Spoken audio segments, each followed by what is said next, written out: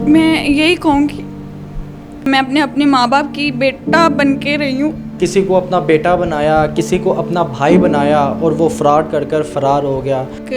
Hotel बनाया और trust Momina के नाम से, तकरीबन एक दिन की सेल 40 से 50 हज़ार थी। जी आंटी, आप मेरी माँ हैं, मैं आप फिक्र ना करें, आप अपनी भाभी के पास रहें। हम आए हैं तो हमारे आने से पहले ही वो होटल बेच के यहाँ से फ़रार हो चुका। उन्होंने हमें कागज़ दिए हैं कि देख लें हमारा स्टाम्प हुआ हुआ है। उन्होंने हमारे झूठे सिग्नेचर किए हैं, ठीक है, मेरी मामा का नहीं है, मेरे मामू का नहीं है। पुलिस के हमने 7 दरख्वास्तें दी हैं, लेकिन सातों की सातों उन्होंने कैंसिल की और आगे से कहते हैं अगर आप लोगों ने करवाना है तो हमें रिश्वत दें, क्योंकि ये हराम की कमाई तो थी ही नहीं किसी की।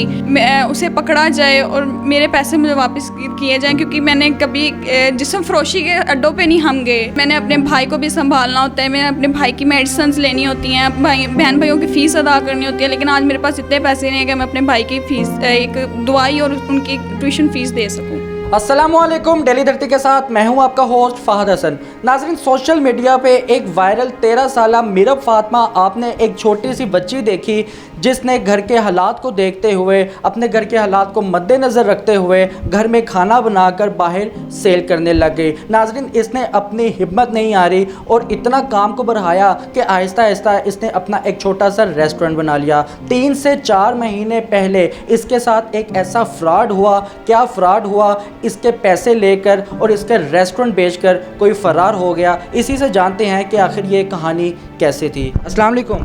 जी वालेकुम सलाम। कैसी हो बेटा आप?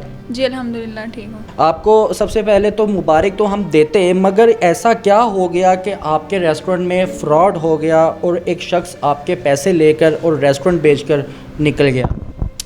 ये कुछ इस तरह के जिस तरह मैं वायरल हुई तो मैंने एक होटल बनाया और ट्रस्ट मोमिना के नाम से, जो उसमें से मुझे सेल हुई थी। उस सेल को जब मैंने जमा करके उसकी बैक साइड पे बाबा जान होटल के नाम से, माशाल्लाह काफ़ी अच्छा और काफ़ी बड़ा होटल था, तो मैंने जब वो ख़रीदा तो उसकी तकरीबन एक दिन की सेल 40 से 50 हज़ार थी।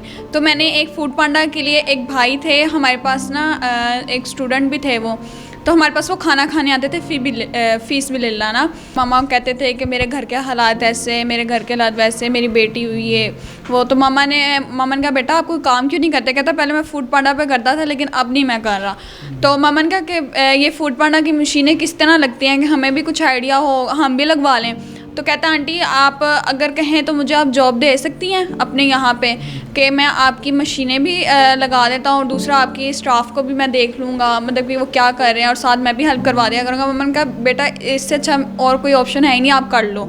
तो वो मतलब कि 2-3 माह तो वो मतलब कि अच्छा हमारे साथ भाई बन के, बेटा बन के मतलब कि रहा। मेरी मामी का ना बेबी होने वाला था, तो मेरी मामी हॉस्पिटल में एडमिट हो गई। मेरी मामू और मेरी मामा जब मेरी मामी के साथ उधर आईसीयू में, मतलब कि हॉस्पिटल में उनके साथ रहे हैं, तो वो यहाँ पे आ नहीं सकते और सिर्फ कॉल पे बात होती थी। तो अगर मम्मा पूछती थी कि बेटा सेल कितनी हुई, आंटी माशाल्लाह 50 हज़ार सेल हुई है, तो मम्मा ने कहना बेटा मुझे भेज दो, आज आपकी भाभी को ना इतने का इंजेक्शन लगना है और ये मतलब कि ज़रूरत है पैसों की।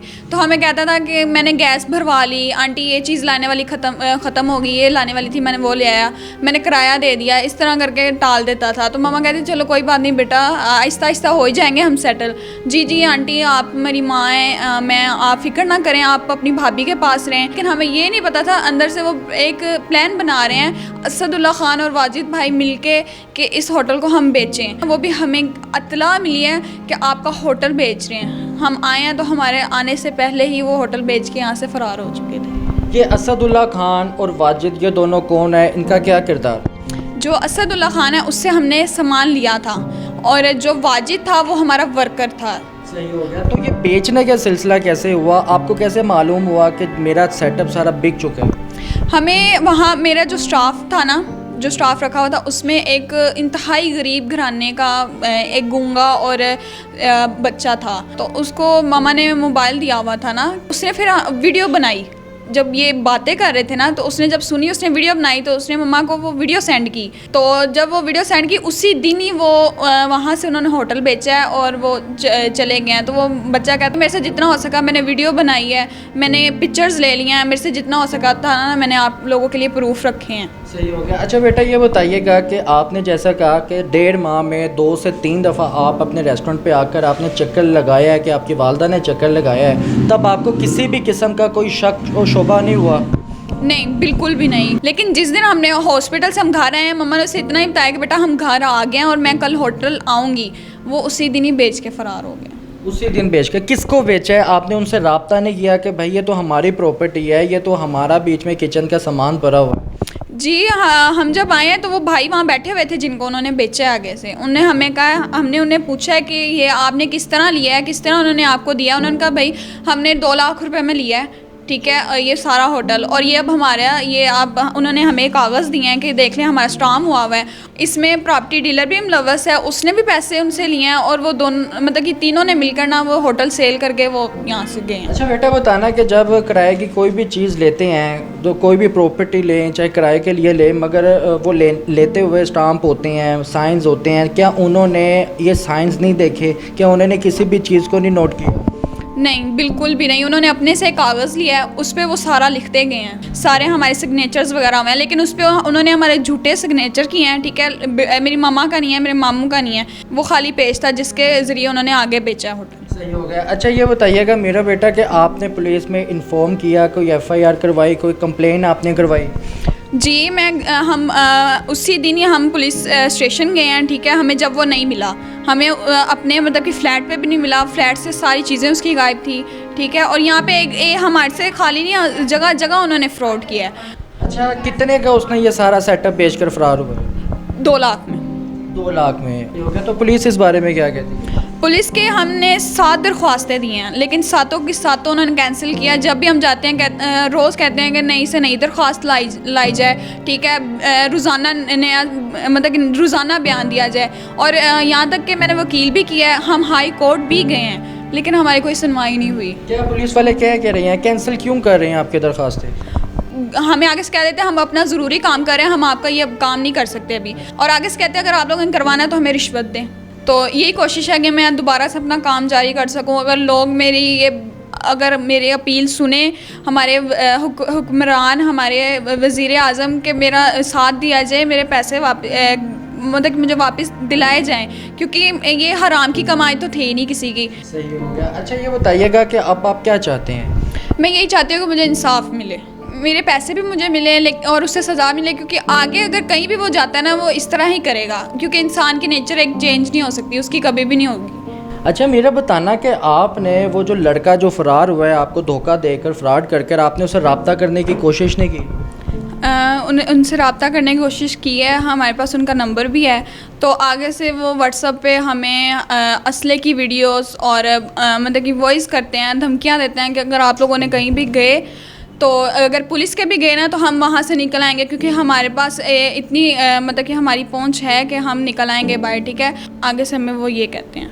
नाज़रीन कितनी बड़ी जहालत है कि पुलिस को 7 दफ़ा दरख्वास्तें दी गई हैं, पुलिस कहती है कि हमारे पास इससे भी बड़े केस है, और उससे बड़ी जहालत ये है कि वो इसको धमकियाँ दे रहा है, और समझे कि बच्चे की जान भी इसमें ख़तरे में आ सकती है, जिस तरह से वो धमकियाँ दे रहा है, बच्चे की मेहनत की कमाई जिस तरह से इसने मेहनत की है। अच्छा मेरा आप हुक्मरानों से, हमारी गवर्नमेंट से क्या कहना चाहोगी, देखने वालों को क्या दरख्वास्त करना चाहोगी, क्या अपील करना चाहोगी आप?